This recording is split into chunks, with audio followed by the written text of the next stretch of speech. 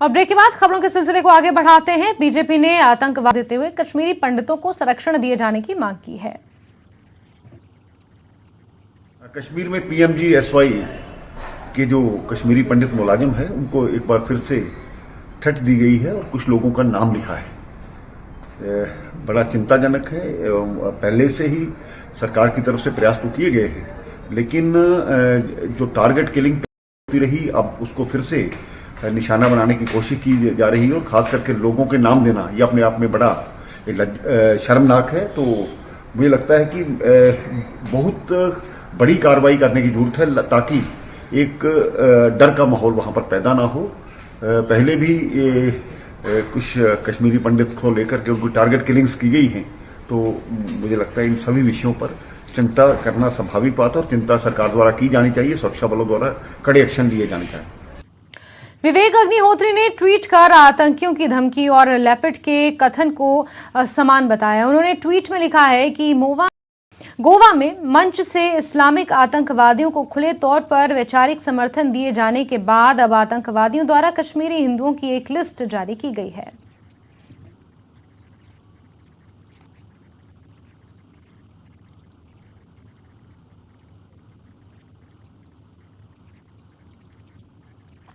आगे बढ़ेंगे। कश्मीरी पंडित नेता अश्विनी चिरंगू ने कहा है कि आतंकवादी संगठन द्वारा जारी की गई ताजा सूची एक बहुत ही गंभीर मुद्दा है और सरकार को पीएम पैकेज के तहत कश्मीर में काम करने वाले कश्मीरी पंडित युवाओं की सुरक्षा सुनिश्चित करने के लिए उचित कदम उठाने चाहिए।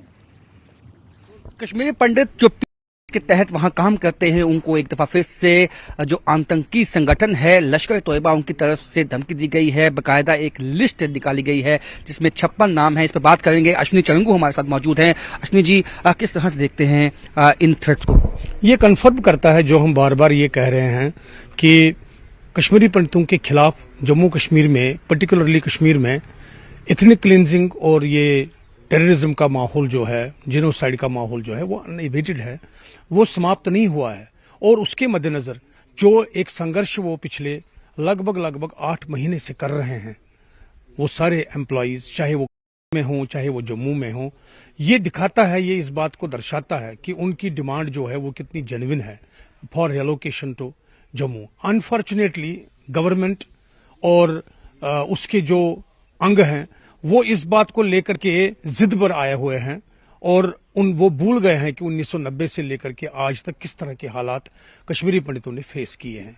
इन हालातों को देखते हुए अब जिस तरह से ये नया लिस्ट आया है, ये इस तरह के 100 कार्ड लिस्ट तो कई आज तक हमने देखे हुए हैं और उन पर उन्होंने अमल भी किया है।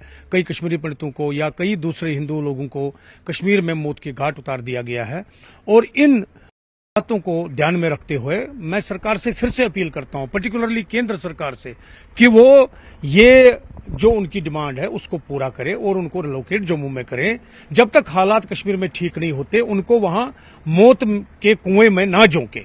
इस वक्त जो पीएम पैकेज के तहत एम्प्लॉयज यहाँ जम्मू में बैठे हैं, आपको लगता है उनमें ये खौफ का माहौल बनाने की वो जो कोशिश है, जो वहां पे जो ऐसे एंटी नेशनल तत्व हैं वो अभी भी लगे हुए हैं? देखिए, एक बात तो माननी है कि सरकार का एक चीज को लेकर के फेलियर सामने है। मैं ये नहीं कहता कि सारे फ्रंट्स पर सरकार का फेलियर है, सारे फ्रंट्स पर सरकार ने बहुत अच्छा काम किया है जो दिखता भी है, लेकिन एक फ्रंट पर लगातार सरकार नाकाम हुई है। वो क्या है? कश्मीरी पंडितों को वहां पर सिक्योरिटी या एक सिक्योर एनवायरनमेंट देना, ये उनके बस की भी बात नहीं है। मैं मानता हूं कि हुकूमत से क्या मांग रखते हैं इस वक्त हालात बने हुए हैं, क्योंकि मुलाजिम यहाँ बैठे हुए हैं, वापस वो जा नहीं सकते हैं। इस तरह की जो लिस्ट आती है उसके बाद क्या मनोदशा होगी? हिंदू कम्युनिटी के लोगों को जो अभी कश्मीर में मुलाजिम हैं, चाहे वो पीएम पैकेज में है या नॉन पीएम पैकेज के लोग हैं, जिनको सरकार किसी भी सूरत में एक एक बंदे को वहां पर सिक्योरिटी दे नहीं सकती। हैरानगी की बात यह है कि जहां पर सीआईडी ने अपना रिपोर्ट कुछ एक कैंडिडेट्स के लिए, कुछ एक एम्प्लॉइज के लिए भेजा हुआ है, जिसमें उन्होंने ये साफ तौर पर कहा है कि उन एम्प्लॉइज को कश्मीर में सिक्योरिटी थ्रेट है, उसको भी सरकार ने स्वीकार नहीं किया और उनको यहां पर रिलोकेट नहीं किया, जम्मू में रिलोकेट नहीं किया। मैं मानता हूं कि सरकार unnecessarily, administration unnecessarily point of Prestige बना रही है इस इशू को। सारे एम्प्लॉइज को यहां पर जम्मू में रिलोकेट करना चाहिए।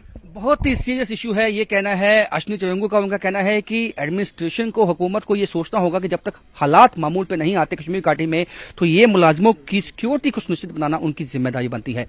कैमरामैन चांद के साथ राजन वैद, न्यूज़ 18 जम्मू।